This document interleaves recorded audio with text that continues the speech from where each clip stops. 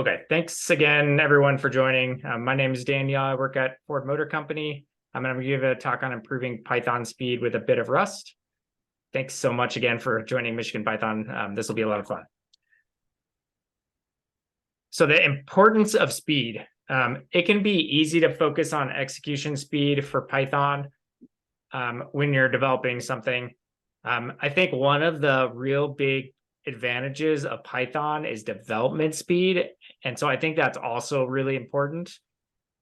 So maybe, you could write something in low level C or assembly, but how long is it going to take you to develop that versus in Python? And sure, it's going to be a little bit faster in C or assembly, but maybe Python will be fast enough and help you get the job done much quicker, right? Absolute speed isn't usually that important for things, but you do need to make sure you have acceptable speed for whatever you're building. So one good way, if you're concerned about speed, is always to benchmark your application and understand where the hotspots, where the slowdowns are. Normally, our intuition's not very good at thinking, oh, it's got to be this. I'm going to reprogram that to be faster. And I think normally we're pretty wrong on what was the slow part. So make sure to benchmark. And sometimes even optimized Python isn't fast enough. So that's another step you can do is if you benchmark your application, you find the slow areas, you can look to see, hey, is there some way I can make this faster by just changing my Python code, using a different algorithm, doing it in some other way. But sometimes it's just not good enough. So sometimes we need to reach for another tool. And actually, this is really a superpower of Python, being able to interface with other languages so easily. Python and CPython is built on top of C, and it's very easy to interface with other languages. And you kind of have that escape hatch just in case if you want to change the language you're working in for a little piece of code. It's pretty easy to do so in a lot of different ways. And I'll go through some of what those libraries are. Also, Python is getting faster. So there is a plan called Faster Python. Microsoft actually took it on, and it's a project in Microsoft now, and they have a small team of developers working on this. And so you can see even here between Python 3.10 and 3.11, and these are the different operating systems or the colors. You can see from the baseline of 3.10, which would be a 1.1x speed, right? You can see Python 11, depending on the operating system and the exact release, looks like it's about 5% to 20% faster, which is awesome. And that's just in one version of Python. This Shannon plan, which was this plan to increase Python speed, named after one of the core developers, they were going to take 4 steps to increase Python. And every step they were going to increase it and do the multiplications of, increasing 10, 15, 20%. They were going to, their plans were to get a 5 times increase in Python speed. That's huge. So that would benefit everyone. So Python 3.13 is in alpha stage right now. 3.12 is almost out. It'll be out the beginning of next month.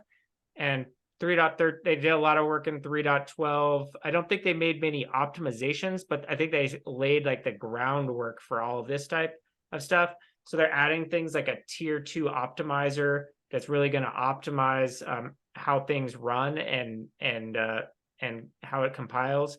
They're enabling sub-interpreters inside Python so that it's easier to run more things in parallel. And they're also improving memory management. And they have lots of other plans in the future as well, but this is just kind of the stuff coming for 3.13. So it's really exciting. Python itself is getting faster over time. And that all comes free to us. So if we develop something now, we know in the future it's just going to run faster, which is awesome. So the weakest kind of performance areas for Python are what I'm calling a hot loop. So this is stuff that runs many, many, many times in order to achieve what you're doing and is very normally CPU intensive. So things like multiplying 2 huge matrices, and we're talking huge, millions of rows and columns. There are libraries like NumPy and other libraries in Python that really help with these things.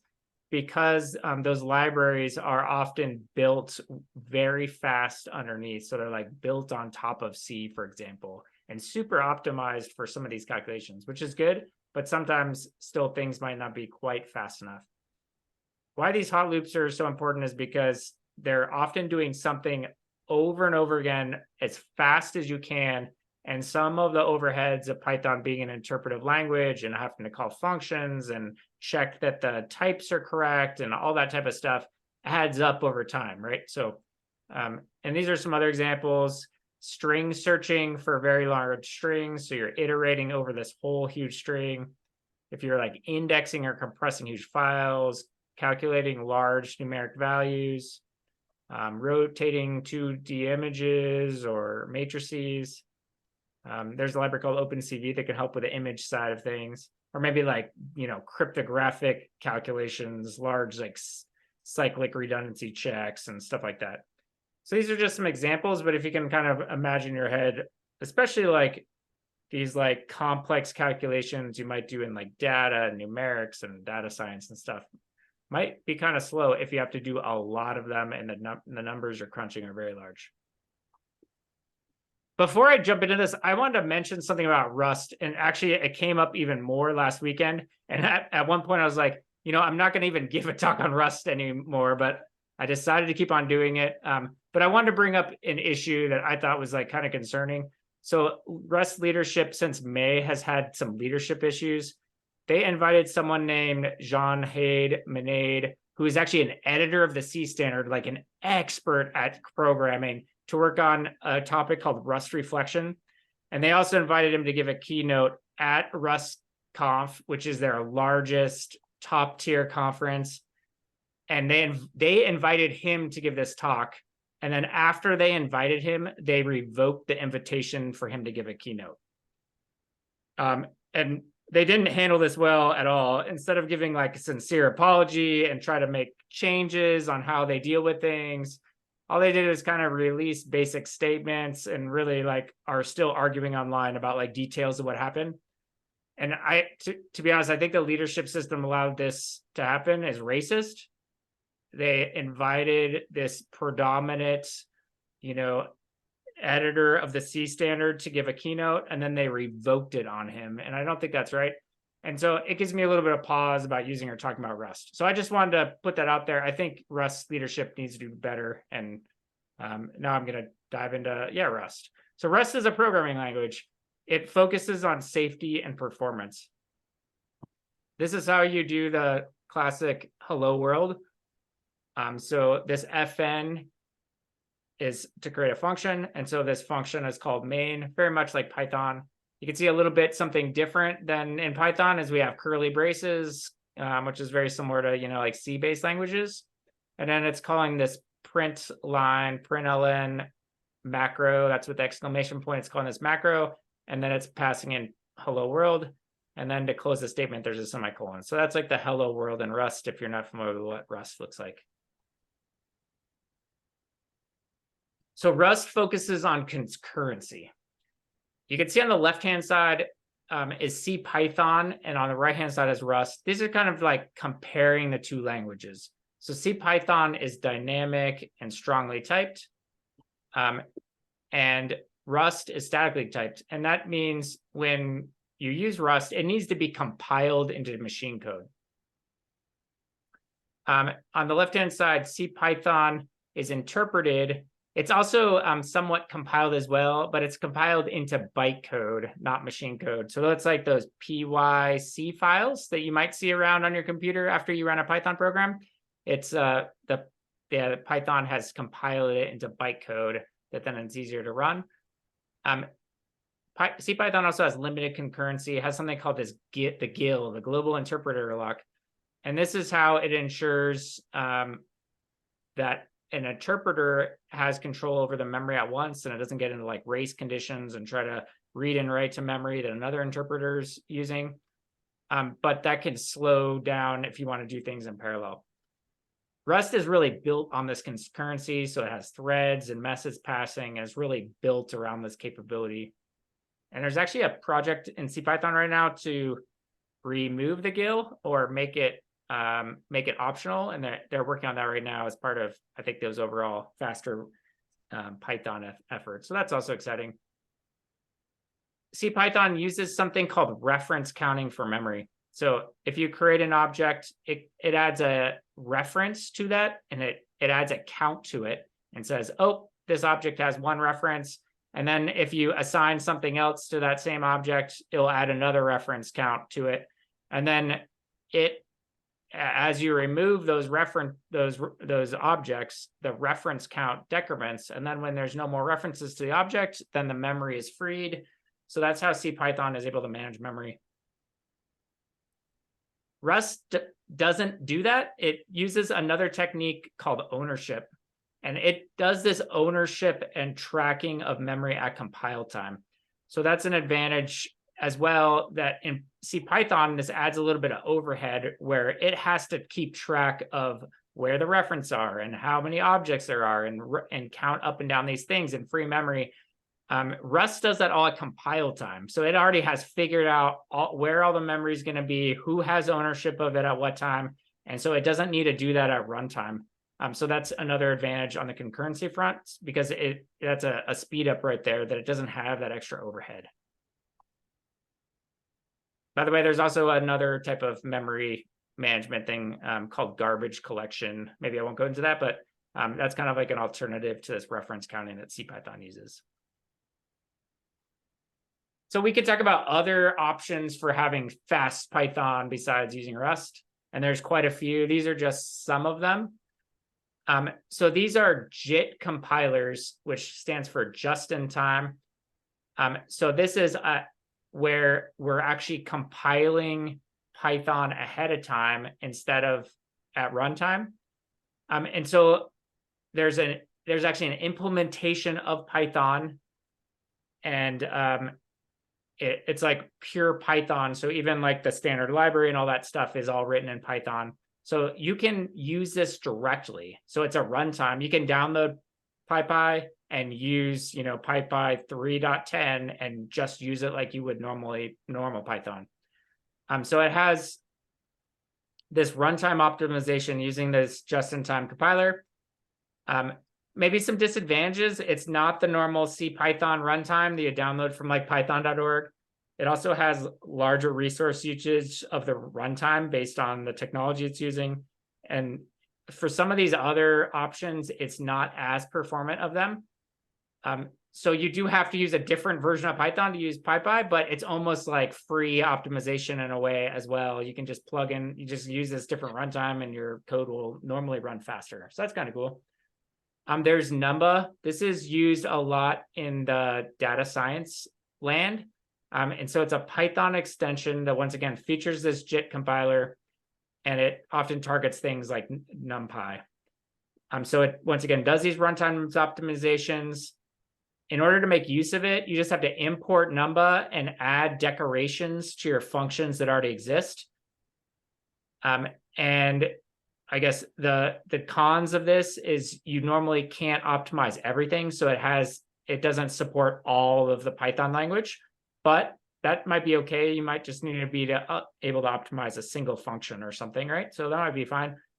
And it uses a LLVM dependency for its compiler. So that's like a large runtime dependency. So depending on what you're doing, that might be a disadvantage for you as well. But that's another really good option. You can just add some decorators to your functions and your code's going to go way faster. There's other things as well. So you can have Python to C extension compilers. So there's something called MyPyC.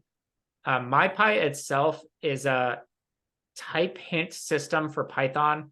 And I'll show some of those type hints as well. They allow you to do code completion better in your favorite IDE, as well as it can check. MyPy it's called a static Python analyzer, because it can just look at your code while it's sitting there, not when it's running, and look for errors in your declaration of functions or your return values or the attributes you're using, and find issues that you thought you were getting a string here, but you actually weren't, and you were getting none instead. So it can do an analysis like that. So MyPyC actually makes use of those same type annotations to optimize the code for these static types based on this extension compiler. It has good support for Python and typing because it's built on MyPy. It's good at because it's built on that, it knows how to do inference on the types you're supposed to be using and what they mean. And it can result in pretty good performance gains as well. It doesn't have any support for low-level optimizations like you could with, like, I don't know, C or something like that. And it has reduced Python compatibility and introspection after compilation because you've actually like compiled your code into the C extension. There's one more that's similar called Nutka. It also compiles an executable, so you could get like, you know, an exe or something like that, or a C extension. Once again, you can get good performance gains. It can do like static application linking to other C extensions. And once again, doesn't have good support for kind of these low-level optimizations like you could in Rust or C directly. So those are both cool as well. Another one is Python with C data types. This is called Cython. It supports all Python versions. You can get pretty much C performance with Cython, which is cool. However, Cython has like this superset language. Like you have to define, and why I put it in parentheses CDEF, like you have to define that this is like a C definition, which isn't quite C and it isn't quite Python. It's pretty easy to pick up, but it's extra stuff that you have to still add to your code to tell C how to optimize it. But that could be a really good option as well. Oh man, isn't Python awesome? There's so many options always for stuff. So those are some options. We're going to show Rust today, which is a little bit different. To install Rust, they recommend using, it's called Rust Up, and you can go to rustup.rs, and most of the Rust websites have that RS extension. In Windows, you can download that rustup-init.exe. They recommend for Linux and Mac OS to curl down this bash script to install it, and that installs it locally. If you use like a package manager, you can also install it, you know, Chocolatey for Windows or Homebrew for Mac OS or, you know, apt-get for Debian or something like that. You can often install Rust C and Cargo using your package manager. I'm on Linux right now, and actually OpenSUSE, which I'm running, has Rust up in the package manager itself as well. So those are kind of the options to install Rust. There's some main libraries we're going to be using that's really like adds this magic that we need. So there's Py03 and Maturin. So Py03 is Rust bindings for Python. This is what allows us to call a Rust, I guess, a piece of Rust code, turn it into a Python function and module, and import it into our Python code just like it was Python. So that's what Py03 provides. And then Maturin, this used to be called Py03 Pack, is a library to build and publish crates. Crates are how you distribute Rust code, very similar to like a wheel with Python. So you could either publish a crate using Py03 or use Rust binaries as Python packages. We're going to be mostly focused on using those Rust binaries as Python packages so we can compile our Python program. So these will allow us to set up Rust modules alongside our Python and once again, import them into our Python program. So yeah, that's awesome. We can create our Rust program right next to our Python and then run it all together. I'm going to go through an example today, and this is for searching a huge string for doubles. So if you can imagine a string that's like 1,000,000 characters long, and we're going to count the number of times two of the same characters are next to each other. So in this example here, we have like two counters, and they're going along here, and we need to iterate through this entire 1,000,000 character long string. And then we need to say, hey, I saw X, and the previous character was also X, therefore I'm going to increment this character by 1. Or I saw P and the previous character was P, and I'm going to increment it by again. So it's going to go through this random million line string and count those, and you'll end up getting we're using just ASCII characters, so A through Z, upper lowercase. It's going to end up with about like 19,000 or so, and every time you randomize it'll be a little bit different, but about 19,000 times you'll end up with these doubles in our string. It's actually kind of interesting because it comes out very close to the same amount, like almost every time. This is just an example of something like super CPU intensive. Python isn't incredibly fast at it. It has to iterate through every single character in this whole string and check whether the previous character was the same one. So it takes Python a little bit of time to go through that for loop, iterate through all of it, and really do it. Here's an example of how you do this in Python. I think this is the most efficient way to do it. There's other solutions, but this prevents you from iterating through the string more than once. So because you could also, you could do it other ways that are, I think, less efficient. You end up having to iterate multiple times, right? So we're gonna we're gonna define our function. It's called count doubles. We're gonna pass in the string to search. So we had calculated this random string and pass it into this function. These are the type hints I was talking about. They're totally optional. They're not required in Python. All I'm saying is with this :str that I am passing in a string to this function, and this arrow int means I'm returning an integer, which is the count. Those are totally optional once again in Python, but they help with documenting your code, getting better IDE type hints on when you're typing in code, getting the autocomplete that you expect. And also, I mentioned MyPy, it can detect errors in your code. So I really like type hints, but if you're not used to them, you can just ignore that. And it's just a normal function, right? It's just optional. So it doesn't do anything at runtime unless you use MyPyC or something to compile the code.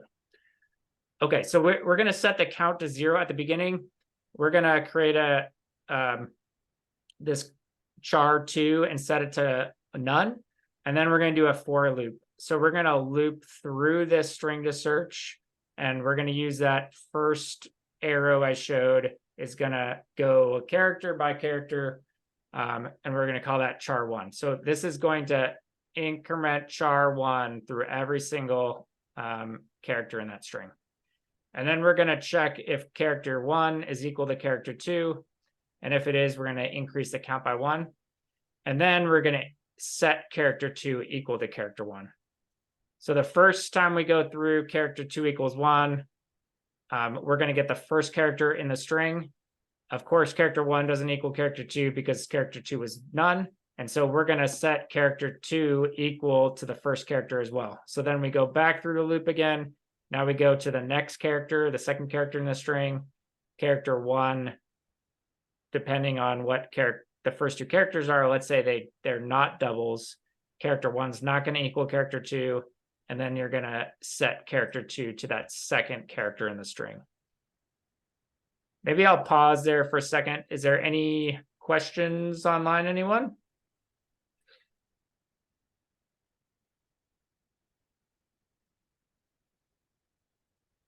Oh, good.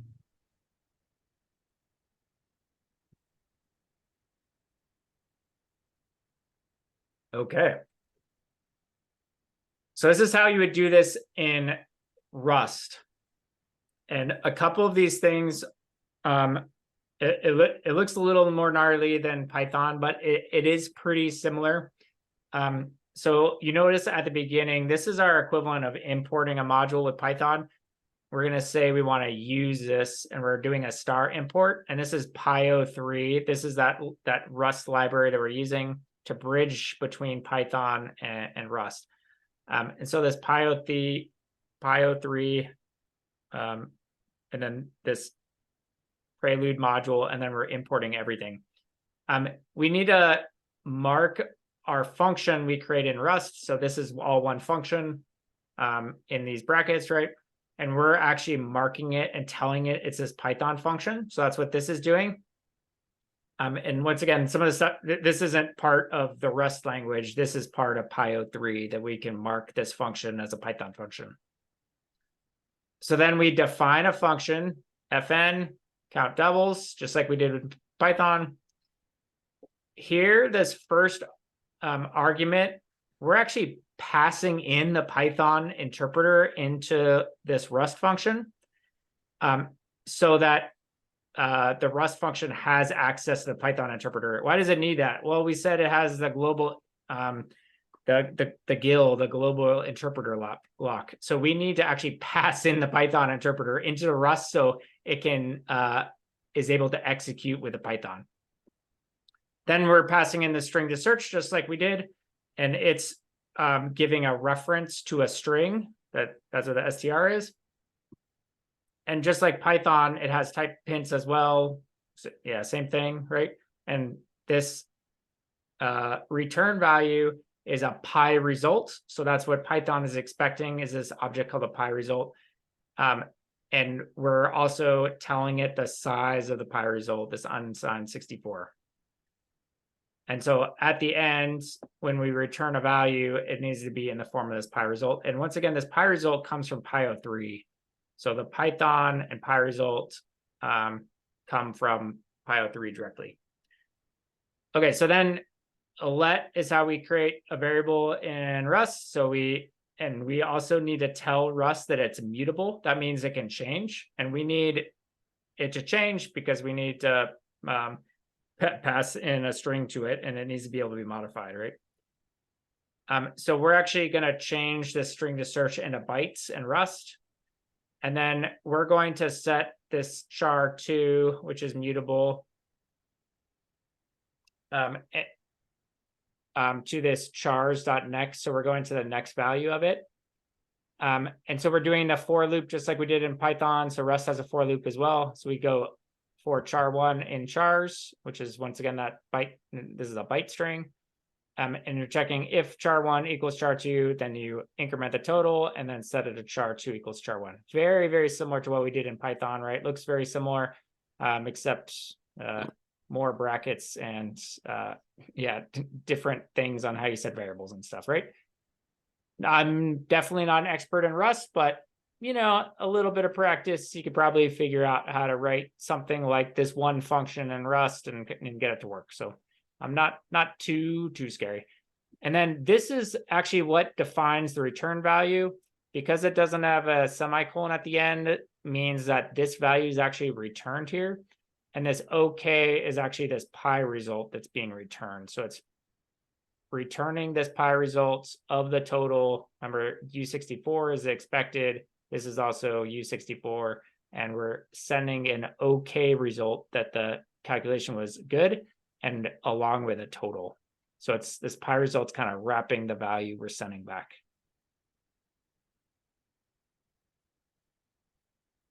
Okay, there's a second step. So that created a function. Now we need a module.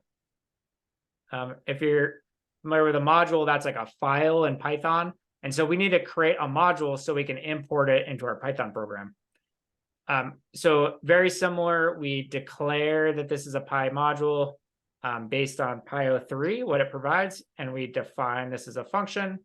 We call our module doubles Rust. That's just what I named it. You could call your module whatever you want. And then once again, you got to pass in the Python interpreter. This is the module itself gets passed in with a reference to the Pi module, which is also defined by Pyo3, and it returns a Pi result. In this Pi results, the open parentheses means it's pretty much returning a result of none, which is what you would probably expect from a module they're executing in Python, that the module itself doesn't return anything. And then you're taking that module and adding a function to it. And so we're using a wrap pi function here that then takes count doubles, which is our function name, and also the module name. And so we're adding that function using this wrapper and then returning OK of none. So this is how you create the module in Rust. Remind me about the question mark. Is it like a no check thing or? I'm actually not that familiar with that syntax, to be honest. I'm not an expert in Rust. It's part of the template that it provides when you like initialize using the template that will show. I think you're on the right track that it's some type of like no check thing, but I'm not positive. So you reached the limit of my Rust knowledge. I get it. Yep. Okay. So let's jump into this. Let's see it live. I wanted to give credit. Bruno Rocha had this double countings idea in a blog post. So I wanted to give him credit for that as well. And let me reshare this program real quick.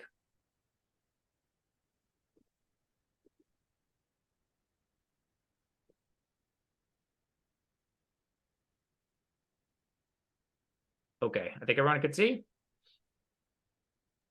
Yeah. Okay, so this is just a blank project in Python.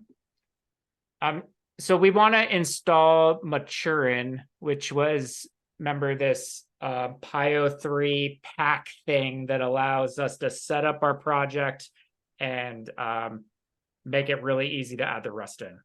So one of my favorite things is pipx. It allows you to install modules and it sets up an environment for them already. So if I type pipx install Maturin, it's already installed. But now this is on my path. So you can type Maturin and it's installed. So if you don't know about pipx, it's a really nice way to install Python modules. I highly recommend it. Another alternative is you could create a virtual environment and pip install Maturin as well, if you're more familiar with that.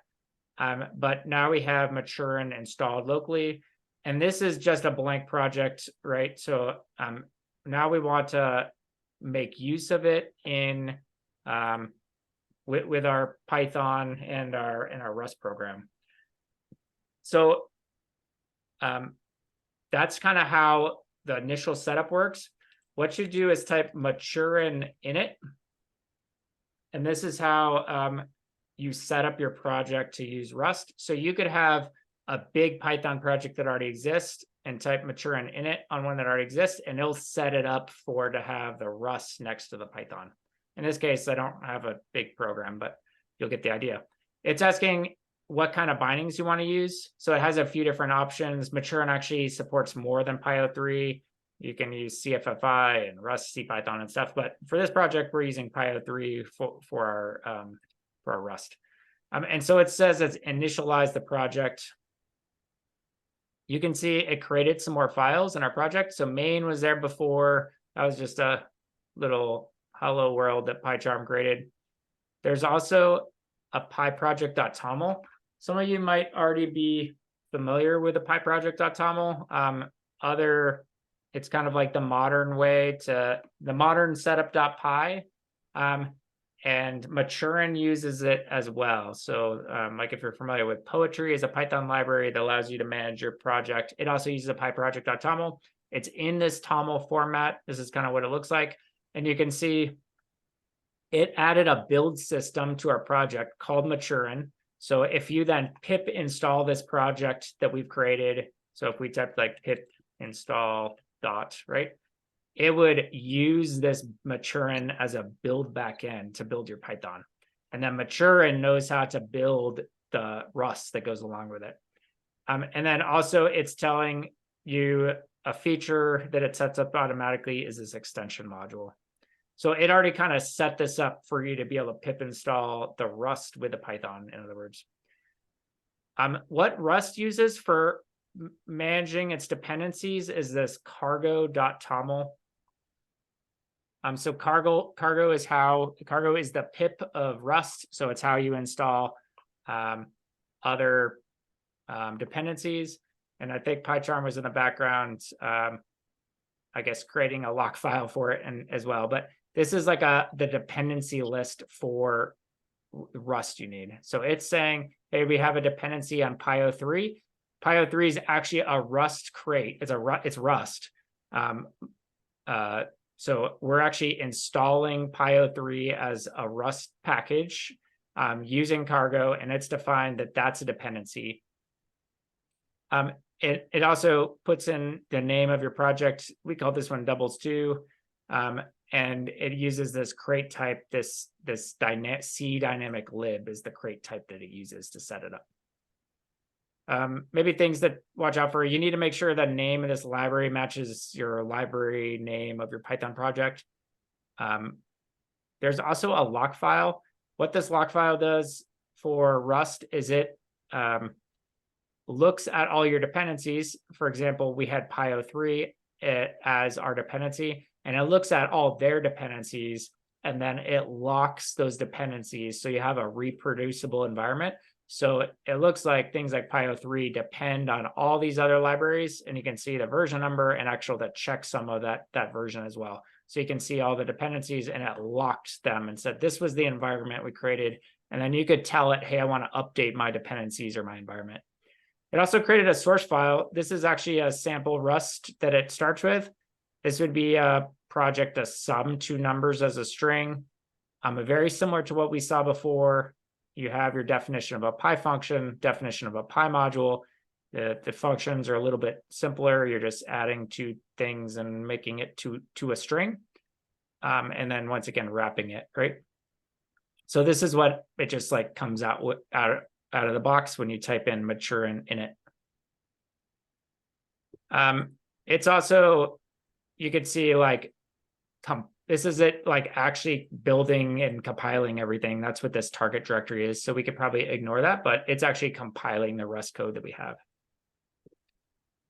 Okay, so this is like how you would set some stuff up. Let's jump into our actual doubles code that we created or that we have. So this is that code that we were talking about where we want to count the doubles. And let me enter this a little bit bigger so we can see a little bit more. So we kind of went through this together. This was our count doubles function. This is the same code that we had that we were looking at before. So that's the same. We're going to generate a random string.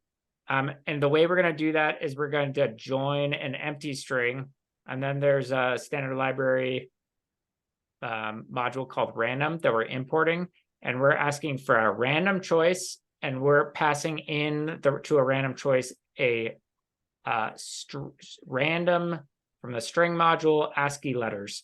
So it's every time it calls random choice, it's like, oh, I'm going to get a capital F. Oh, I'm going to get a lowercase x. So it's picking a random one each time of ASCII letters. And then we're doing a for loop in the range of 1,000,000.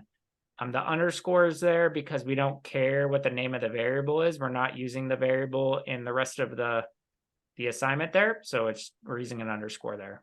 So that's going to create this 1,000,000 character long random string. And then if we wanted to, this is just a main function. If we call the module, it would actually print out what the random string is. We could see that and see what the total count is. So if anyone wants to see what that looks like, this is the doubles project. We could call Python. And then what is our module name again? It's called doubles.py.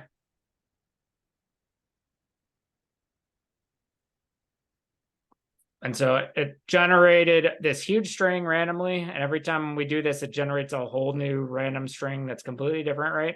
And you can see the total count of doubles is 19,279. And I said it was really close to 19,000 every single time. If we do that again, it's going to regenerate the random string and gets a little bit different value. So that's kind of how our doubles Python code works. Okay. Now, if we go back into our Rust, this is exactly like I showed before, where we have this Rust file and we've defined, let me close these. We've defined our function and our module. So that's what we looked at. And that's what our Rust file exactly looks like, right? So now we want to be able to compile our Rust file and import it into our project. So if we go back to what we were doing before,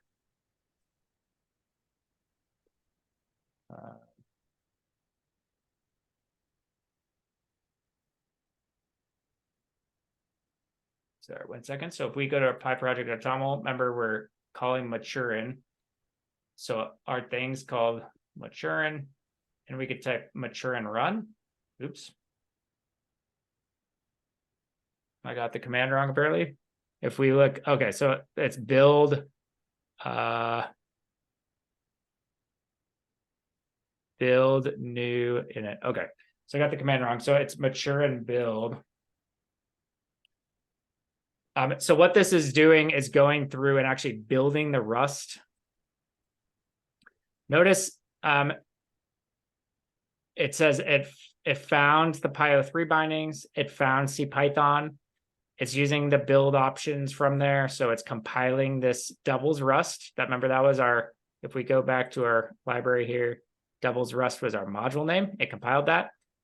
And it says finished dev unoptimized plus debug info targets in half a second. And it said it built a wheel for it. That's cool. So we actually built a CPython wheel using this Rust. So that's what it allows us to do. We've built a doubles Rust wheel that then we could give to someone else for them to run. If they were, in this case, they would have to be running Linux. But if they had Linux with CPython 3.12, which is what's being run right now, we could give them that wheel and they could run this Rust code as well, which is pretty cool. Okay, so I created some tests as well. So let's minimize this.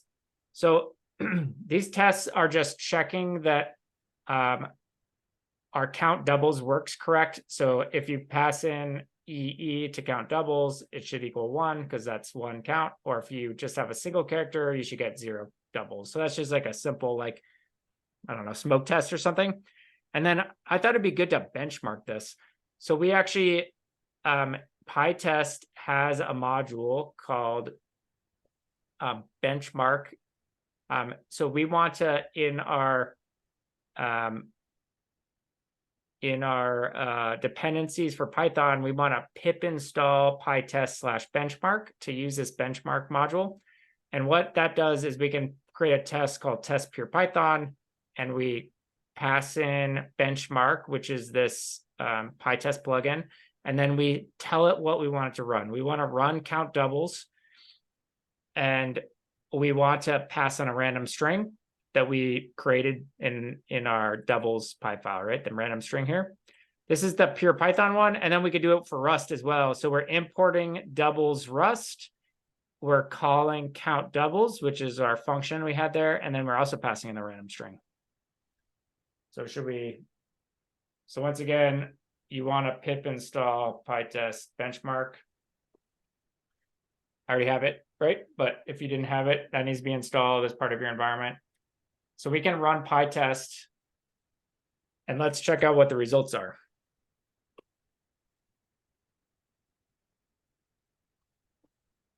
And I'm going to exit this presentation mode because it's a little hard to see with a screen resolution. Let's try to run it one more time. I think it will be a little easier to see like that. Okay, so it is kind of wrapping around a little bit still. Maybe I can make the font bit smaller, but you kind of get the idea. So it's testing the Rust, and you can see these min, max, mean, standard deviation, median, the IQR, which is this interquartile range from first and third quartile, outliers, OPS, which is operations per second, which is 1 over the mean. So it's actually benchmarking our functions for us, which is cool. You can see the baseline is 1.0 for Rust. So its minimum was 526 and its max is 1738. Then the Python code, it ran 27 times slower than the Rust code. So we injected a little bit of Rust here, and our code is now 27 times faster due to injecting the Rust. One thing to be a little careful of is when you build, you're also going to want to do build release. And so what is it doing now? It's optimizing our Rust for us, because in debug mode, it doesn't make nearly as many optimizations in the Rust code. So it takes a lot longer to build. It was 10 times slower to build, but this is highly optimized Rust now. And so we can now test with that as well, right? So that's one thing to be aware of. If you have it in debug Rust, it might not be that much quicker than the Python, but the optimized Rust is really fast. And then once again, you can install this project locally, a pip install, and it will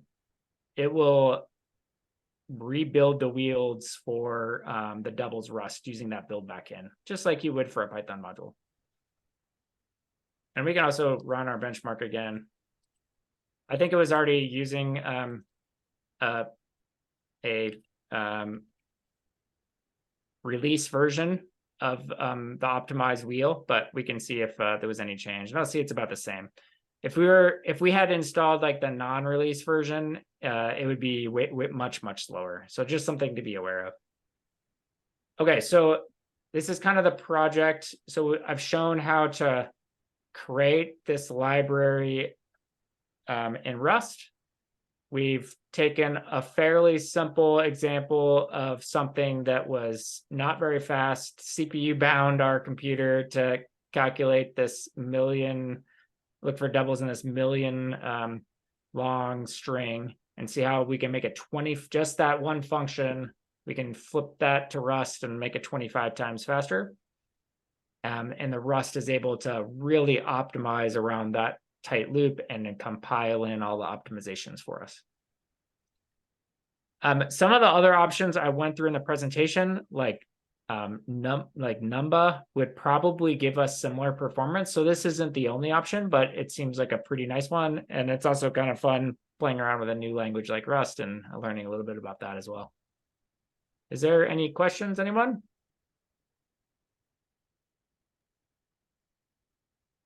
Yeah, no questions. Just a comment that that's an awesome speed up, and it'd be quite interesting to see how that compares with Numba and NumPy alternatives or the others that you presented. That'd be pretty cool. Yeah, you could definitely do something like this and like add some tests and some extra functions, right? You could add a Numba function and add a decorator to it. You could try, hey, how much does PyPy speed up with just changing the interpreter? So you could kind of compare them all. I think probably you'll find that like, you know, something straight C or straight Rust or Numba, something that, or even like Python, something that's like gets straight to like that lowest level is probably going to have pretty similar performance.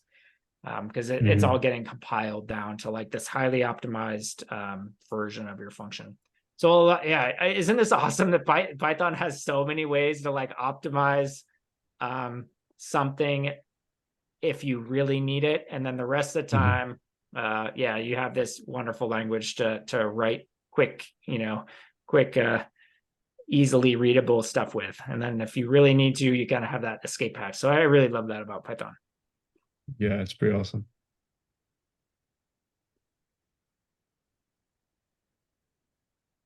Cool. Good to see you, Che. I'm glad you're learning a little, checking out Rust too. That's good. Any other questions, anyone?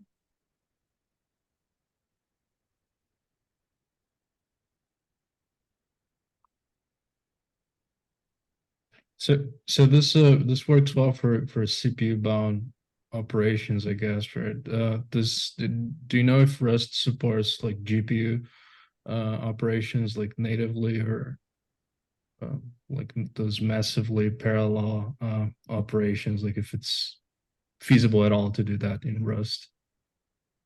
So I think Rust, one of those the two things that's like built on are concurrency and safety. And I think if you have the capabilities, the GPUs, and you want to optimize your Rust to take advantage of them, I'm sure that Rust easily supports that. I've never done that. I'm not that familiar with how you would go about doing that, but I think that's like one of the goals of Rust is to be like highly concurrent. And I'm sure you can offload some of these calculations probably pretty easily to things like GPUs and stuff as well. So.